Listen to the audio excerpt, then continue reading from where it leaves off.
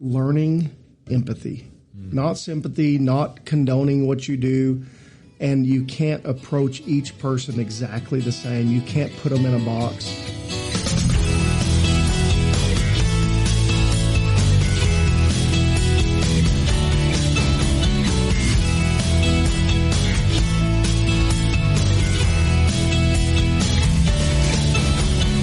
Ladies and gentlemen, dogs, and please pull up a chair and sit on your knees. We have a story to tell you that we are still learning about. Welcome to Talk the Walk. My name is Henry Moses. I'm Jared Moreland.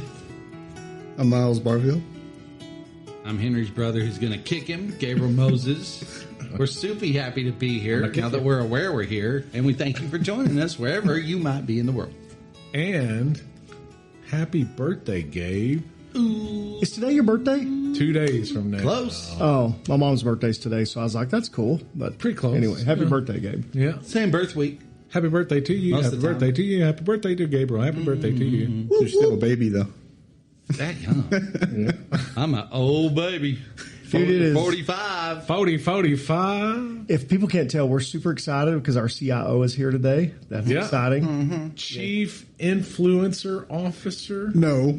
Oh, Yes. You've waited all week to say that, haven't you? Yeah, He looked right at Jared. he's like our CIO. That's because we've already had this little text conversation, and I was, no, I'm not an influencer. I mean, I like I CIO. was thinking you have your, that's kind of what you we're have here your to own talk about YouTube today. channel. You manage multiple podcasts. You are a photographer. Like, you're super influencer. But I do whatever I want. I don't follow trends. You influence people at work not to do the wrong thing. Like, you're kind of Well, that's different. I don't influence. You're like an influencer everywhere you go. CIO, Holy Father, Master, Jedi Master, Dr. Barfield. Well, I like being called master. Found the sweet spot. But nobody would call me that when I got my master's. So, So you would just say, nah, heck with it. I'll go ahead and get my yeah, doctorate. I'll just get a doctorate. Yeah, this thing's worthless anyway. Yeah. Awesome. It is great to have you. It's hard to get you You in. think any of those titles would get you into Canada any quicker? Oh, No. I heard y'all had some experience with that this last you got a border. this You got a last border weekend. story. We do. I actually wasn't in it, so this is third party. Okay. Okay. So, but a very close third party. Yeah. Okay. So my wife and my daughter recently went to Canada.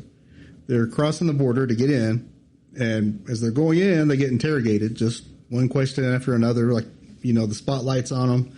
The lady's just going nuts, and they get to the point of, where are you going to stay?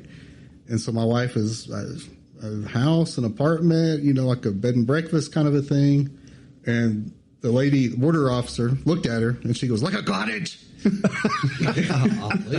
And she said, Just like that. yeah, just like that. And she said, well, a house? Like a cottage?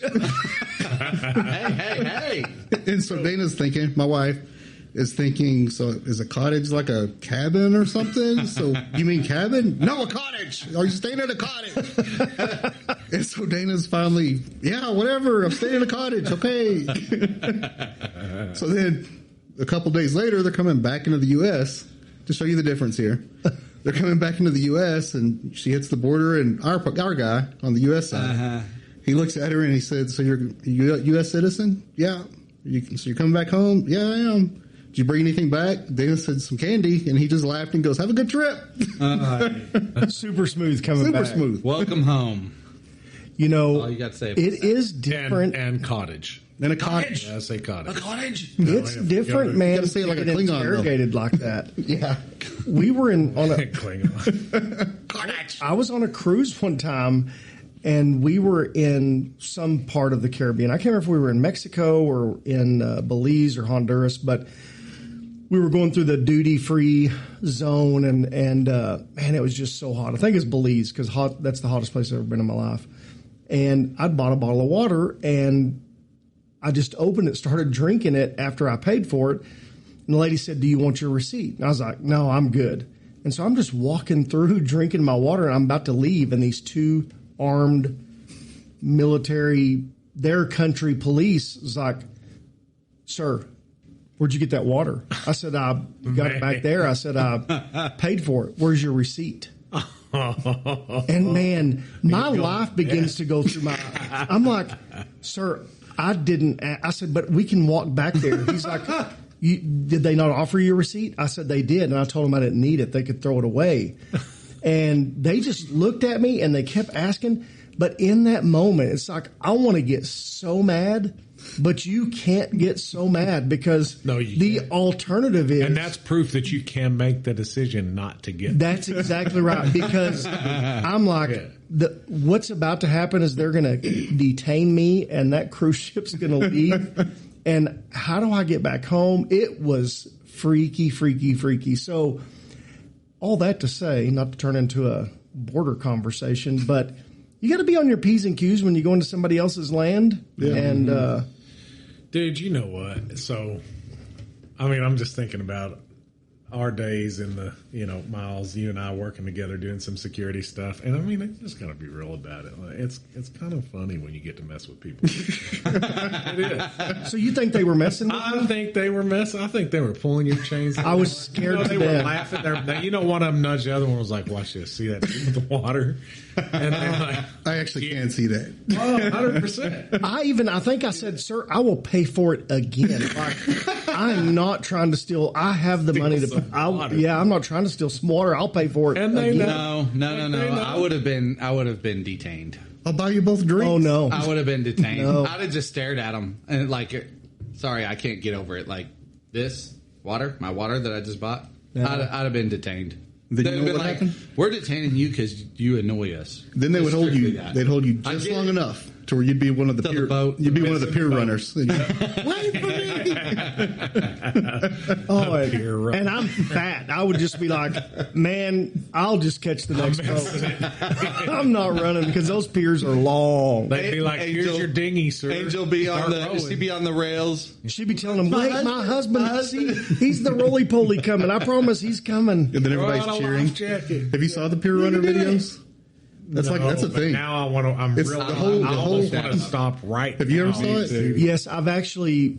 The last cruise we were on, I don't know the star side, the port side, or whatever. I guess it'd be port side. Our cabin was port side, and so I was on the boat long enough, or the ship. You get in trouble for calling it a boat, but I was on the ship long enough, early enough that we were watching the pier runners. It's a legit thing. Yeah. Like, they're freaking there's videos. Out. And the whole port side is on the deck, just watching them, cheering and screaming, making fun of them. Because the cruise lines, when they begin to roll up the ramps, they don't pull them back out for anybody. When it's roll up time. What if you can jump? Like if you can jump and grab it?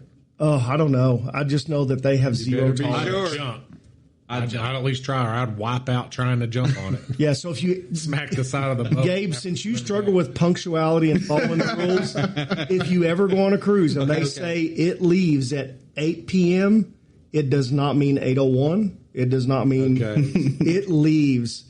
That means everything's rolled up and it's pulling out. It's actually pulling off. Just don't do any excursions. You just stay on the ship. I'm scared. Well, if you do an excursion, you do it through your cruise line because people will like, I want to do my own thing. Mm-hmm. So they keep track of everybody that's on their own excursions. So the only way they hold the ship is if you're late on their excursion because they caused you to run late. Mm. But if they don't have that documentation, you went and did your own thing. Bye-bye. Bye-bye. Bye-bye. Well, yeah. Now I know. Yeah. Okay. Just don't go without Big Brother. He's going to keep you out of trouble. He's going to keep you out of trouble. Or my wife. Gabe would be a peer runner. But I don't know if your wife is going to keep you like, we'll both go. It's going to take both of us. Because Gabe's going to be disrespectful to authority. Yeah. He's going to want to go off from your tour group, which you don't do. No. Go off with some to go exploring. And I just wanted to go see what was never back here. Again. Like, no. I saw something. No, you're going with wifey and Big Brother. And they tell you and the you whole... will listen to your wifey and Big Brother. Well, and they tell you the whole... live because of it.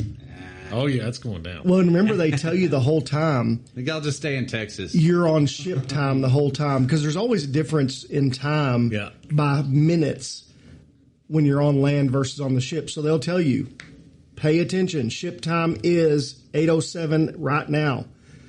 Make sure you stick. When we leave, it's ship time, not land time. Like it's Okay.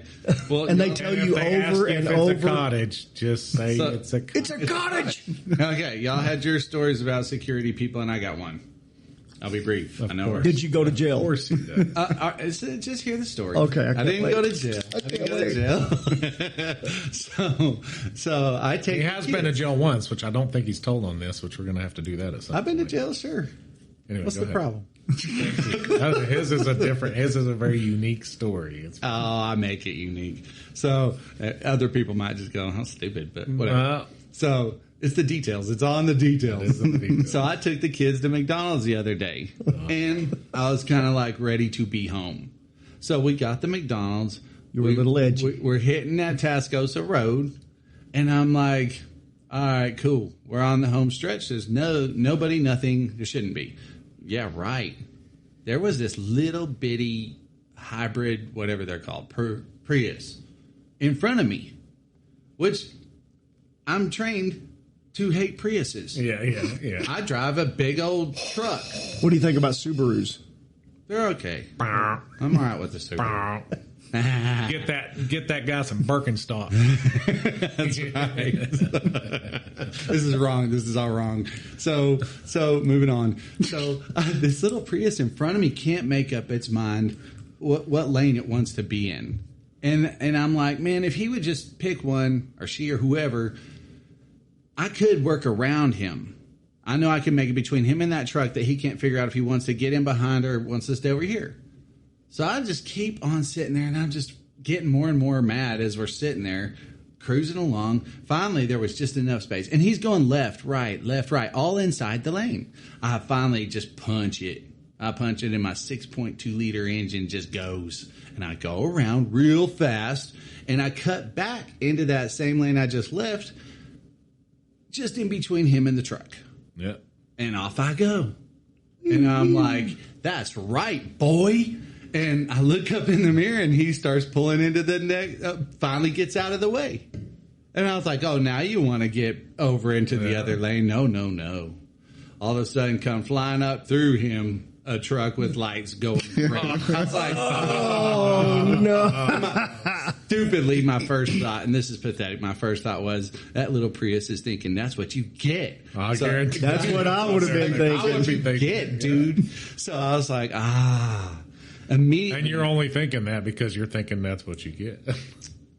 Yeah, bit. I knew. bit, I knew. I know I'm a buffoon. I know it. Yeah. So anyway, I get annoyed by the whole thing because I was like, man, I just wanted to get home and eat the McDonald's and just do nothing. You told the sheriff that? I told Logan, I said, Logan was in the passenger seat. I said, son, give me my fries and my nuggets right now. I want to eat. Hold up. So he's like, right now? I was like, right now, I'm mad. I'm mad at me, and I'm mad at the cop, and I'm mad at that stupid Prius. So I pull over. I pull into the next road. The sheriff comes over. Deputy comes over. He pulls up, and I mean, man, he just like hitting me fast with questions like, where do you live? What are you doing? What, this and that. You know why I stopped you? Yeah, I know why you stopped me. Why are you driving recklessly? I know. Yeah, exactly. I'm like, I know. Was it in a construction zone? No. Oh, just on Tascosa Road. So I'm sitting there, and, you know, he's looking around in the truck the whole time. He's like, where do you work? And I was like, Providence Home Loans. I'm like, I'm going to just get this over with. You're being short answered with Very him. short, very quick. He's like, do you have insurance? All this stuff. I'm like, I do. I just don't have a card on me ever. So, yeah. He leaves. He comes back, and he goes, Let me get one of them nuggets. so, he says this. He goes, listen. He goes, I know what it's like to eat cold McDonald's French fries. I wrote you a warning. That's so go. cool. I That is looked at him. I said, thank you. I said, did you see the car that was in front of me? Oh, He goes, I saw the car in front of you. I was like, thank you. He goes, it's tough when they drive like that. I was like, see you around, officer. he said it's tough. It's tough when they drop like He's that. like, I am a man. I do feel your pain, but I got a job to do. You know, he felt me. He felt that pain. At the end of the day, he let Go you eat feel your good, fries. and he made the little man feel good. He did. He was a killer deputy. And he kind of proved his point. Hey, don't do that again. Don't do that. And it did. I felt a little. Is that grace or mercy? I would say both. Yeah, grace it being that the price is paid, you're forgiven. Mercy is you did not get what you deserved. Yeah, I deserved. Yeah, that little pink paper. I was like, you beautiful pink paper. Just a warning. That's a great story. My mom used to have a saying for people that would do that in many situations. The podcast version would be, poop or get off the pot, lady. Yeah. I was like, what are you doing? And on that note, we got to poop or get off the pot on this topic. Yeah. Let's How do about this. that? Let's do this. I will say, I was reading the first part of the notes. It says, I hate being a creative, but he loves being an influencer. It does not say that. Signed, master influencer. I could guarantee you it doesn't say that. I read that part. So, Thank you. Good. As y'all can see, we've got our dear friend Myles Barfield on here with us today, and so we're excited to have you here, Myles. Thank you. I know you're excited to be here, and it's a rare treat, but it is for a topic that's near and dear to his heart, and really mine too, and I'm sure all of us. Just the idea of being and tell me if I don't phrase it right, but a Christian creative, right? Yeah. That just basically is somebody that could be an influencer. Not that you are, but you could be a Christian influencer. But podcasters, video podcasters, musicians, so on and so forth.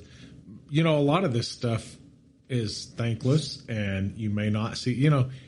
Look, man, everybody knows a big podcast. We can say, Unashamed, Wretched Radio. You know what I'm saying? Like, we could go Paramount Baptist Church. Like, we could go on. I knew you had to plug that in there. Pastor Jeremy. Pastor Jeremy. Pastor Jeremy. Yeah. Wow. My hero, Pastor Jeremy. Everybody needs one, man. But look. It's tough. I mean, these are the different ones that you know of. Everybody knows of for the most part. Then you've got ones like us, Myles. You have your little talks with Myles that you do, which I highly recommend people check out if you haven't already.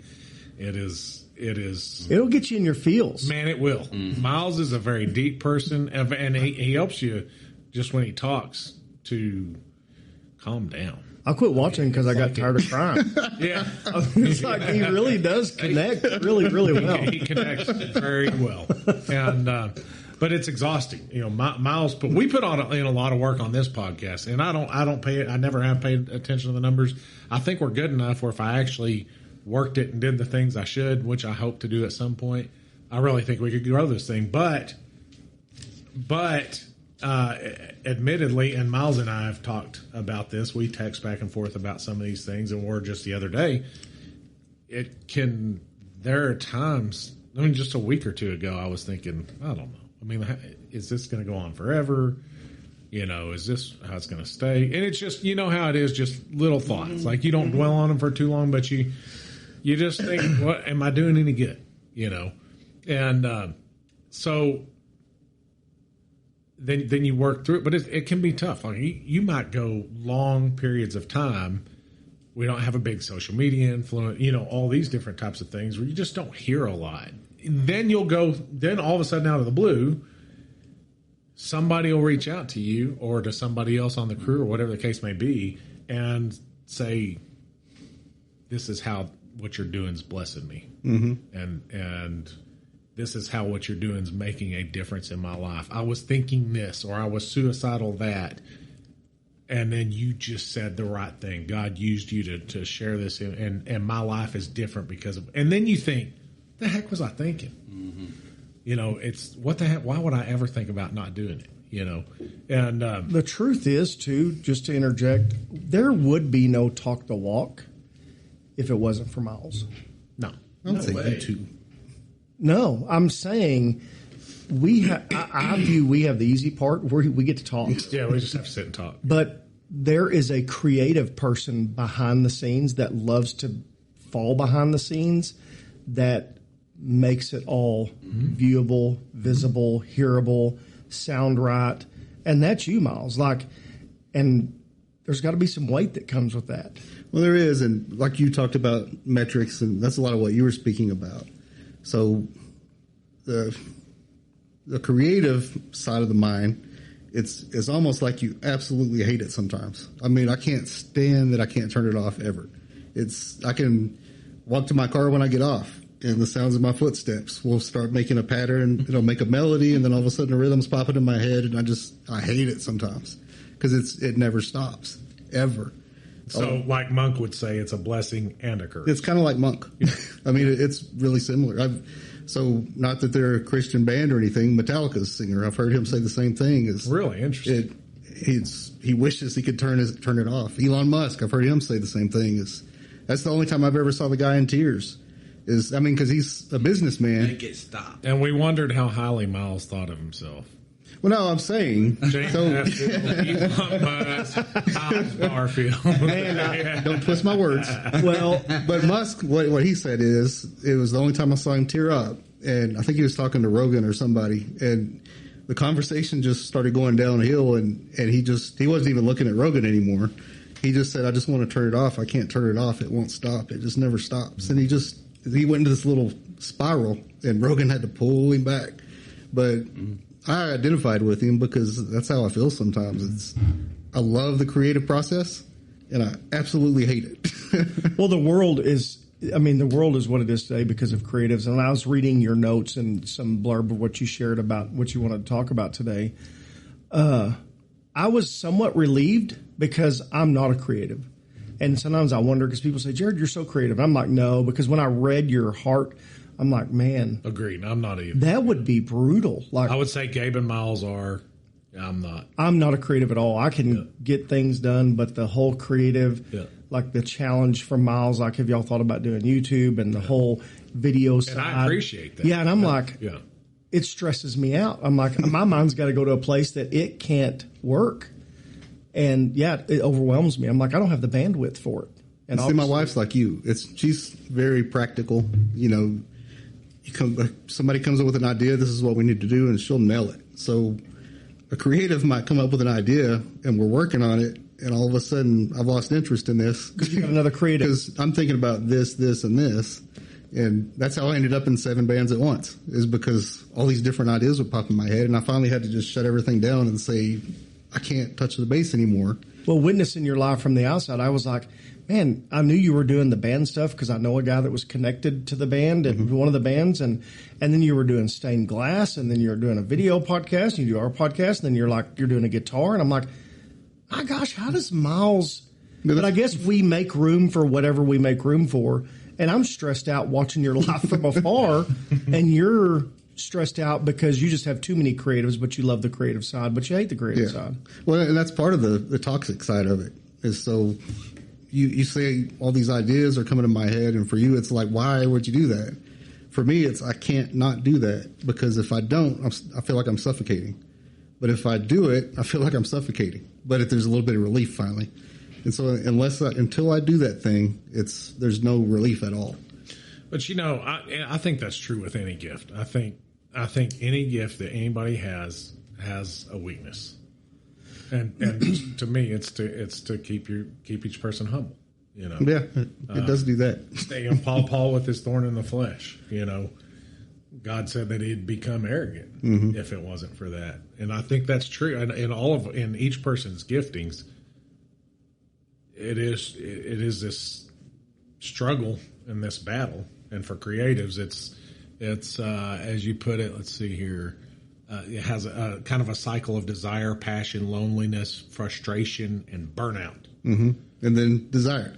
And it goes in this cycle. And that's what I mean by it never stops. Yeah. But the thing is that cycle may be going on 50 different times with 50 different subjects, and all at once. So I may be in desire over here. I may be on burnout here.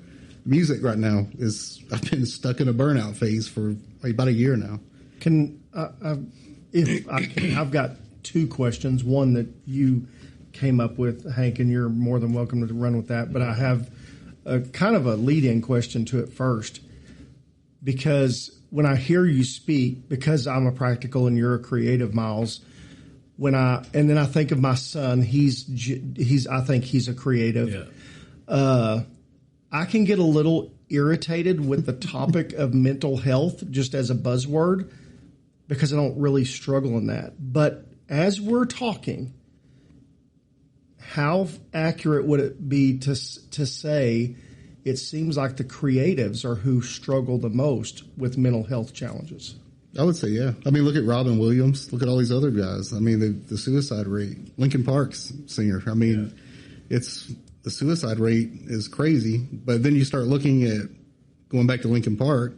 Their singer was almost pleading for help for years through everything he was writing. Yeah. And then even his band, after he killed himself, we never saw it. And it's right in front of us in black and white. And Robin Williams was the same way. He was joking and laughing all the time.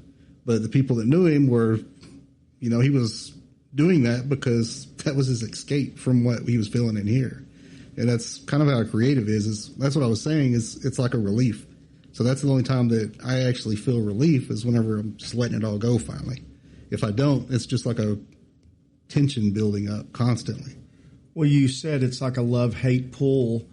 What would be like an example? What's like one of your highest moments and what's one of your lowest moments? That's a big question. So for me, it's not about metrics really. It's not about, because I know a lot of the stuff I do is a little bit on the eccentric side. So it's very niche. You got a copy of these questions. Obviously, you didn't read them either. I didn't either. The two creatives. Yeah, he got a copy of the questions, and now he's like, that's a big question. I'm not ready for that. Because I can't be bothered with that. And he did say it's too in practical. the email, I'm not about directing these things, this and that, so y'all take the lead on that. So welcome. Yeah. Challenge accepted. Yeah. It's for me. It's once something's done and the bow's on it. I would say one of the highest points is when I released the first album with Dapster Gentleman. That was a high point because that was a lifelong dream from a little kid.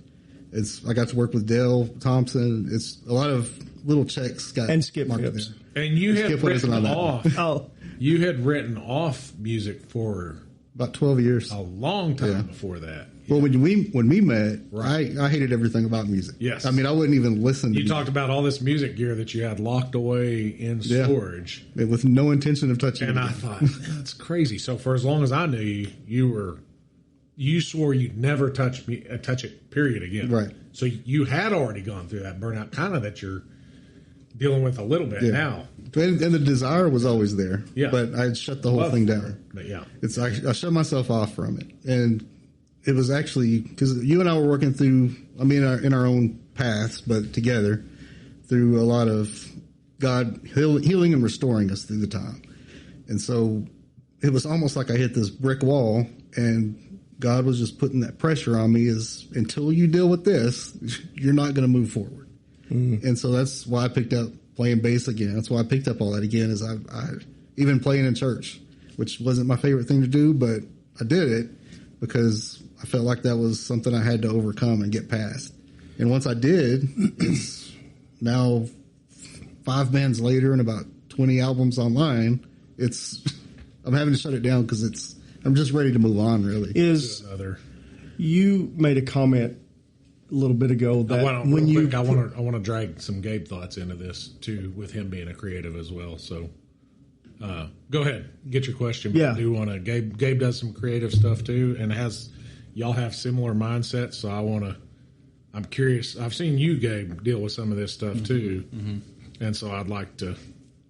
Yeah, I feel bring some of that. Yeah, my question that popped up is you made a comment that when the bow's on it and you finished it, like that's an accomplishment. Can something like this podcast become frustrating because it's open-ended? It does. It's never complete. I view the podcast and the YouTube thing a little bit different. When I first started YouTube, I had a 100 video challenge, and that's all I was wanting to do. And then it morphed into what it is now. So it's real similar to the podcast that it can basically run until either I just get tired of it and it's time to stop. And if I don't enjoy it anymore, that's probably how you guys feel. If I'm not enjoying it, there's no point in doing it. because if it's going to come across. Yeah, I'm a little different in that. Like, if this is what we're called to do, then it doesn't matter if I enjoy it. At Well, times, that's probably I'm going to better. do it anyway. Yeah. If I feel God's still behind it, that's probably a better way to put it. Okay. Then it's going to keep going. If I feel like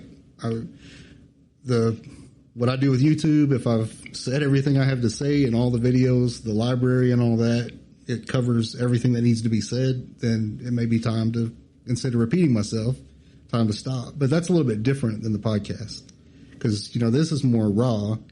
It's about you guys and your walk, growing and growing, and that's never going to stop until you die. It's not going to end. The YouTube channel, it's more topic based, So I want to deal with this aspect of mental health. I want to deal with this aspect of faith, and so that's more what I deal with over there. All right. I'm gonna have to push my chair back. I am so intrigued by this podcast. Like, Oh, me too. my mind, We're on the other and I end. feel like I'm hijacking it like crazy. And I'm over here like, oh, I didn't even realize Gabe's sitting here. Sorry, Gabe. No, it's Yeah. so. Go ahead. Hey, Well, I I'm do sorry. want to, because I see Gabe, because Gabe thinks way different. He annoys the crap out of me sometimes because we're just so different. Yeah. I love him. I don't love anybody more than I love my brother, but sometimes I'm Yeah, like, y'all heard that. I really want to thump him in the back of the head.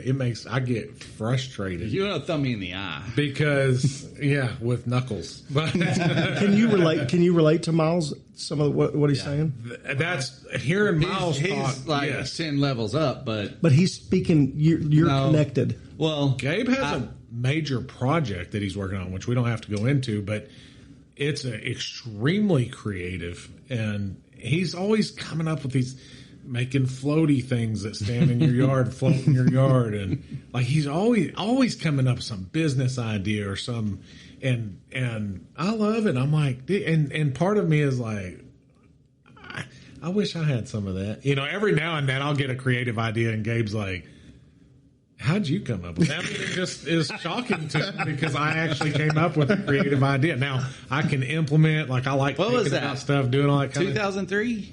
It was at the beginning of COVID. Yeah. So, You know what? That's not too far away. I always thought so.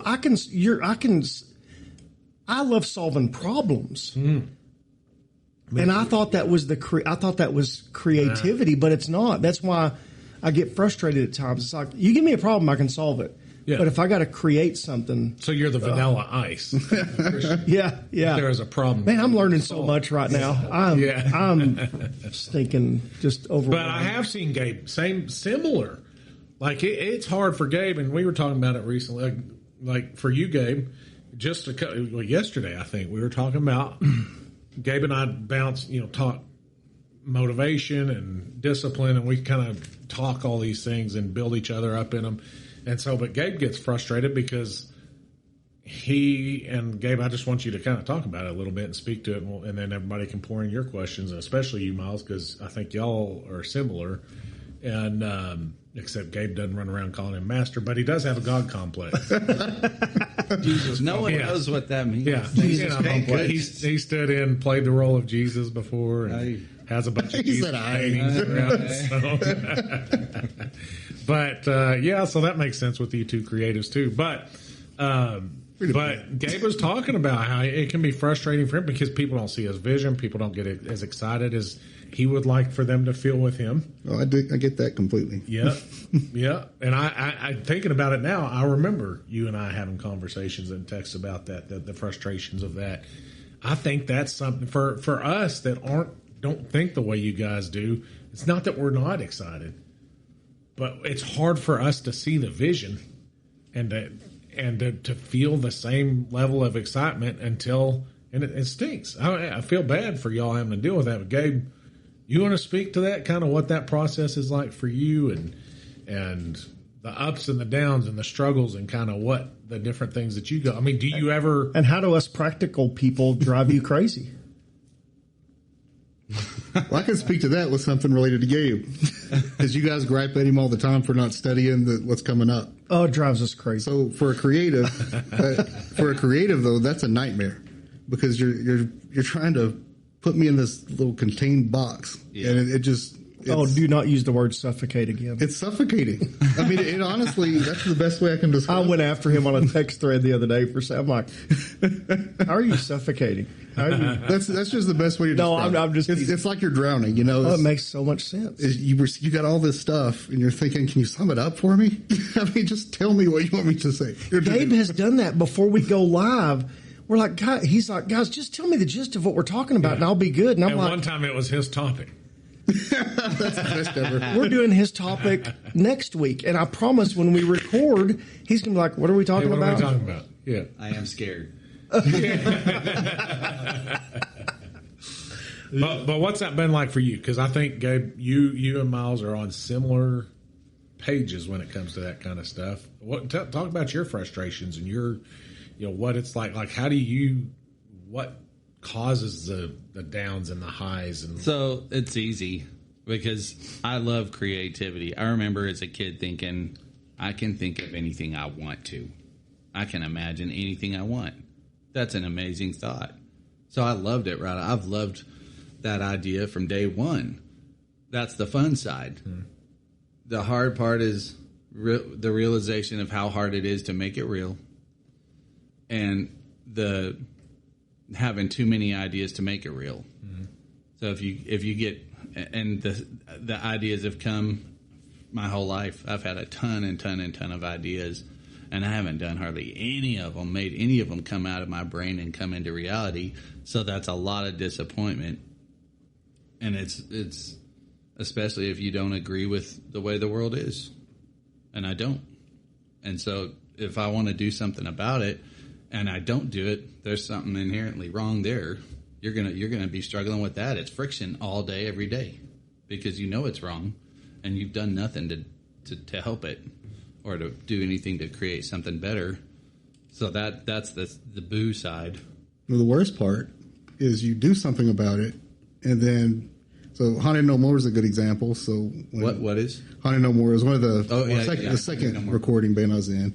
So the principle behind it is we wanted to just get into the depression, just mental health, and a lot of that stuff, and just go into the weeds and show the world Christians deal with the exact same thing you deal with. We deal with the turmoil inside and all that. So we got pretty dark. I mean, one of the songs intentionally, and it almost broke Dell and I both, the singer, and to the point the stuff we were getting into. But when we went to release the first album, we were on top of the world, thinking this is going to be sweet. It released. Christians hated it because it was dark. The secular world hated it because it was too Christian. And so we were in this weird middle place. Yeah. And I got to the point where, I mean, both of us were just, I don't know what to do anymore. I'm just done. And then we had a letter come in from this kid and said some really dark stuff. And he said, "You literally got me through the night. And I just want you to know that." And then it was just, thanks, God. Yeah. I needed that in that moment. Almost like Jesus. Well, we always tell people if Jesus could die just for you, he would have. Right. And so you feel that when you create an album that there's so much dissension and one kid. Mm-hmm. And you're like, that's why we did it. Yeah. And we had more than one, but it never went to the level we thought it would go to. You know, the worldly side of you. Wasn't influencer right. level. It wasn't influenceable. Influencer level. Wow. And then the darker side of the creative mind, and I think this is what James Hetfield was talking about, is as a creative, your mind you can never shut it off, like I said earlier. And I've been here too, especially when I was a cop, because I went to a really dark place. And because you can't shut that off, it's not just because I'm thinking I want to make this or this or this. It's you may have this tiny little seed get planted, and then the next thing you know, your wife's having an affair, your family's trying to come against you, your friends are all doing this stuff behind your back, and you've built these scenarios in your head because that's the way the creative mind works, is you create things. And it's so real to you that it's like it actually happened. And then the next thing you know, you start turning the script on everybody, and you're lashing out at people that don't deserve it. And that's one of the dark sides of the creative mind. And I mean, I've been there myself. How do you? There's a reason for this. I'm thinking of someone, and y'all know who I'm thinking of. But you work a job that I would consider mundane. It's not creative at all. It's not. It's very black And and white. you've been there for a while. How do you, because I know someone who's a creative and they can't get into I feel like that hinders them from having a good job and being responsible. But you've done that. How do you find the balance in that? Because how does your job just not drive you crazy and you find that escape? I mean, I'm not allowed to use the word suffocating, so I'm not going to. you can. Well, I'm speaking of my son. Like, I'm not trying to dog him, but I'm sitting here just like things are becoming clear because he's a creative. And I'm like, dude, you need to like get a job that pays well, does this. But he had one for about 3 months. He's like, Dad, I hate it. He felt like he was suffocating. I sit in a cubicle. I wait for the phone to ring. I talk to people I don't want to talk to. I can't stand it. I'm dying. I cannot stand this job. And then I'm sitting here thinking, well, Myles does that. How do you do it? So there's two parts to that. One is I have a family, and so the only reason I do what I do is for them. If it wasn't for them, I wouldn't care. I mean, I honestly wouldn't. You could live in a van down by the river. I could. And if you give me a camera and let me go out and do my thing, I would be perfectly content. I told Carrie a month ago, I was like, I'm going to stop doing lawns and I'm going to start mowing lawns, tree trimming, and making yards look beautiful and doing all this stuff. She's like, no, you're not. I was like, yeah, you're right. I'm not. But the creative side of you would be, but I'd be doing stuff. I mean, I have that argument with one of the guys I work with all the time.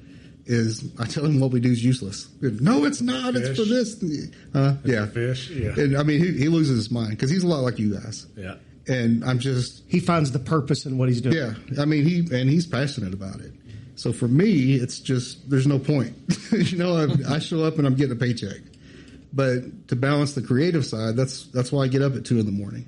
And so I get up, and for 2 or 3 hours there, that's all of my energy goes into that creative side. So I know that's my time to pour everything I have into that.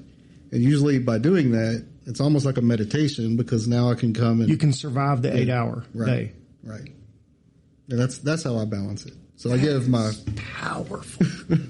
I give the first part of it. Y'all have to be deliberate. I mean, Gabe, you're pretty deliberate about your creative time as well now, right? Like your wife, you kind of laid it aside for a long time. It's hard to find a balance. Right, because you have 60 kids. Yeah.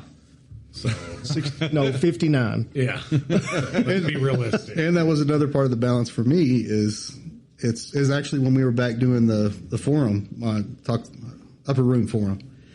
So a day or two ago. Oh yeah, a couple days ago. Yeah, that's my least favorite journey with y'all. But I'll never forget. Jared gets sucked into everything. Oh, I did not enjoy the upper room at all. I loved it. I liked it on the surface. I liked what it should have been. I like who Myles is today versus the Myles then. But now that I've been a part of his journey and understood what was going on, right, it's pretty remarkable. Well, y'all were. Yeah, just really acquaintances back then. Yeah. Shoe polish in my car. He finally, now that he understands grace, it's way better. That's true. I'm not going to deny that. But I'll never forget it. And in fact, I did a video on it. But I'm sitting there working on a post, article, I don't know what you'd call them. But for that whole thing, and I'm typing away. And Destiny and my youngest, Haley, walk into the room, and they're both maybe 8, 5, somewhere around there, and I feel a little tap on my shoulder, and she says, "Would you come play with us?" And the first thing I think is just let me finish this, and then I'll come do that. And she goes, "Okay," and she's walking out of the room, and I hear her tell Haley, "Don't worry, he'll come play with us soon," and it just broke me inside. Oh. And so I turned everything off, and I think that's whenever I told you guys I can't do what I've been doing, is to the level I've been doing it at. And so that's another reason I started getting up at 2 a.m. is that's my time, and it's not taken away from the girls. It's not taken away from my wife. I stay up till 2 to do all that stuff. I don't get up at it, but some people start early. I go late and then start late. Mm-hmm. I love the early morning. I like that first thing. Your mind's fresh, and that's where I'm the most creative. Is 2 to 5, 6 in the morning. Wow. When do you do yours? Do you do yours No, you do a lot of exercise and stuff in the morning. How's that process work for you with 6 kids and a wife?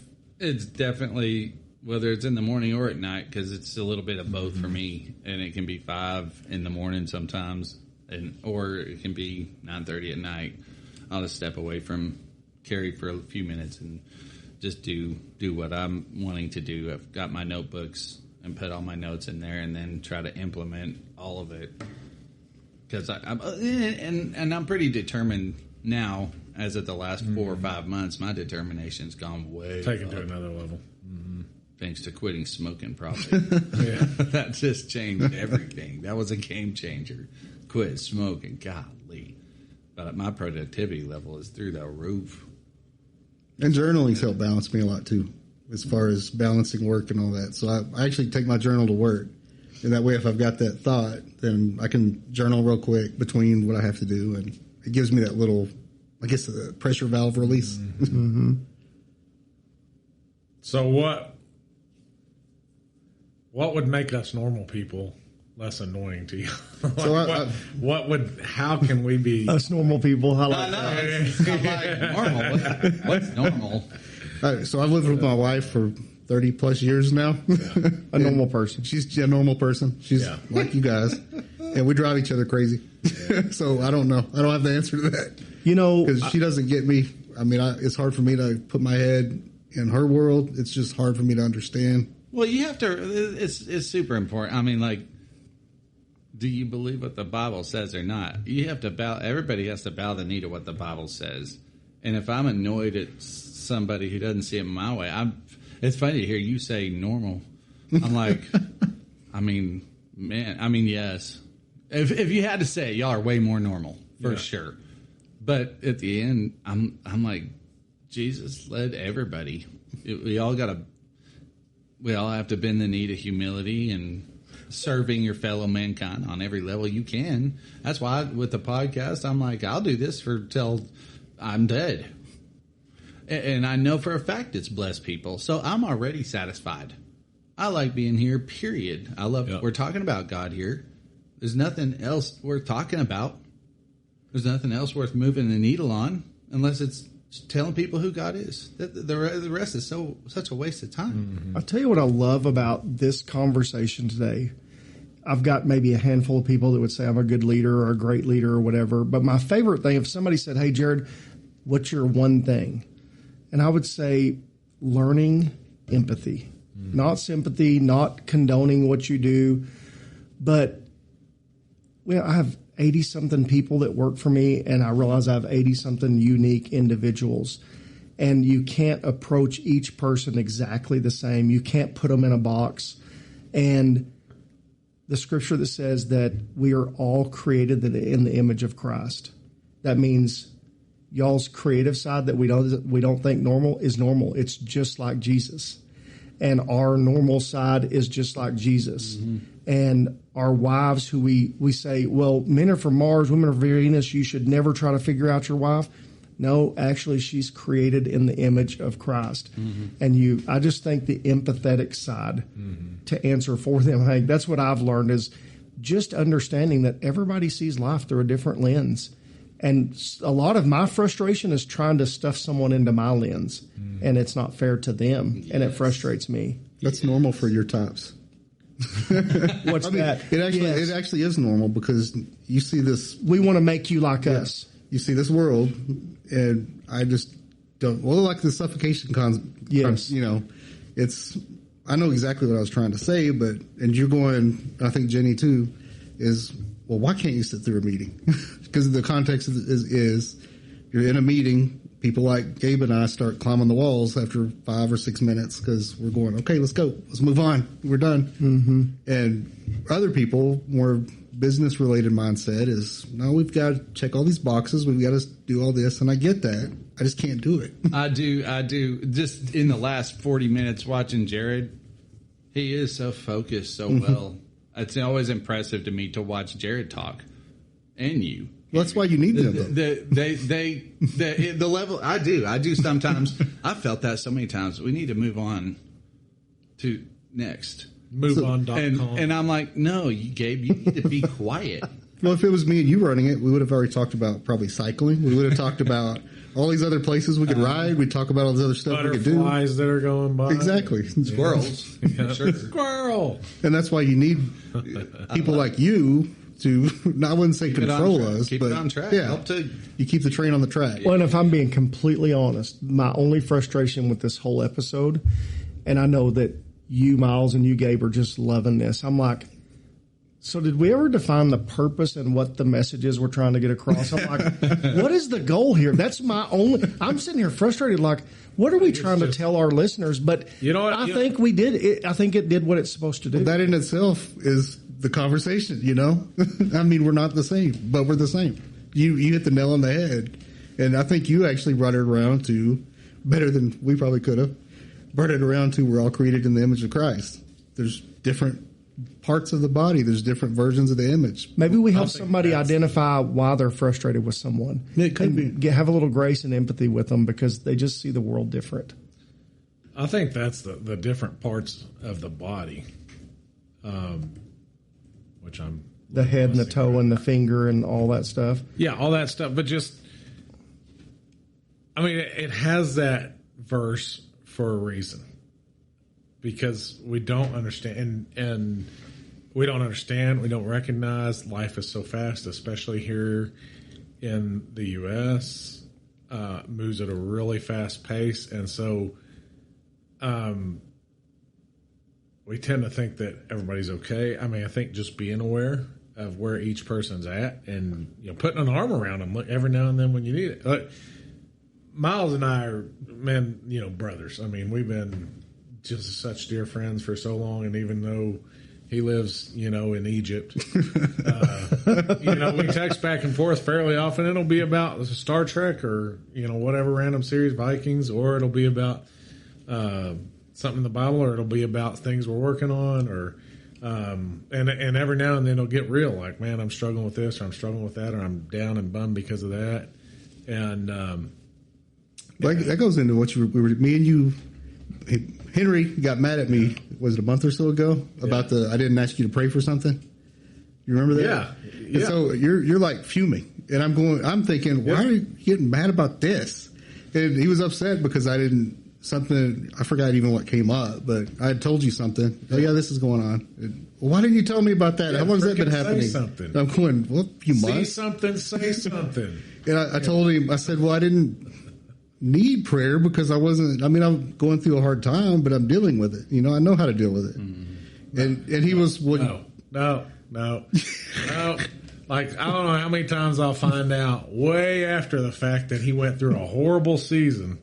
This is why I'm like, see something, say something. But I was dealing with it. All you got to do is say, I need your prayer. That's it. You don't even have to give me details, but we look after each other. We're one body. So my side of the story is I'm stable. Yeah, I'm going through some stuff, but I'm stable. That's debatable. But I was. And so if I reach, and my point is, if I reach out to you and tell you, hey, I'm struggling with something, I need help, I'm not joking around. Yeah. It's not a game. I don't just throw that out there for any reason. Yeah. I didn't stump my toe today and now my foot hurts and I want you to pray for me. Yeah. I don't think I can carry this. I'll laugh if you ever text me and stub my toe. I might do that. Yeah. But if I text and say I need prayer, it's because I feel that I can't carry this weight. And to me, that's what it's for. I mean, I feel like you guys are praying for me anyway. Yeah. And so and that's just how I see it. And that may be part of the difference between the way we think. I think, man, just paying attention to each other, keep being aware of the body and understanding that it's really cool that there are such different personalities. I have so much regret for how many texts I have sent to Miles poking and prodding him because, I kind of feel bad. And I feel bad for. I think they're fun. I mean, it doesn't bother me. Nothing you've ever sent me has bothered me. Well, that's good. Other than shoe polishing my car, but now you know. Oh, I knew. You knew it then. That's true. We got called. I only did it because you didn't want to do it. You wanted to do it, but you're like, he would be less mad at Jared than me. What have I got to lose? We're not even budged yet, so just let Jared do it. That was the dawn of a new friendship. And he'd have to ride with me every day to work hearing about it. Oh, he was so mad. All right. Well, I guess that wraps things up, Miles. We appreciate you coming in a bit. So this is going to be a regular Friday thing for you now? That'd be nice, but no. Okay. All right. You've got creative things. He's borderline, 54 minutes in, he's borderline suffocating. I am. He's got to get out of the room. Yeah. Yeah. I can't breathe. All right. Well, that's awesome. Appreciate everybody listening. If you could go, give us a rating, help us out on social media, on all the different podcast platforms. We really would appreciate it. Leave a review if you can. Would be grateful for that. Thank you for being here, being a part of us. We love you guys, and we appreciate you for tolerating us. Go ye into all the world. And preach the gospel. Amen. Amen.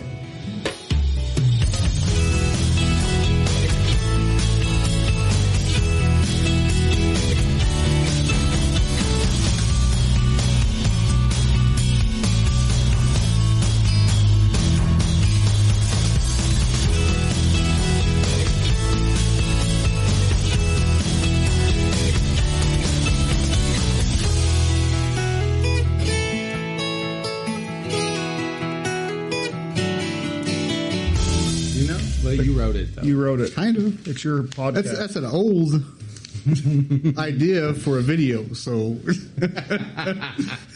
I mean, you guys should be way better prepared.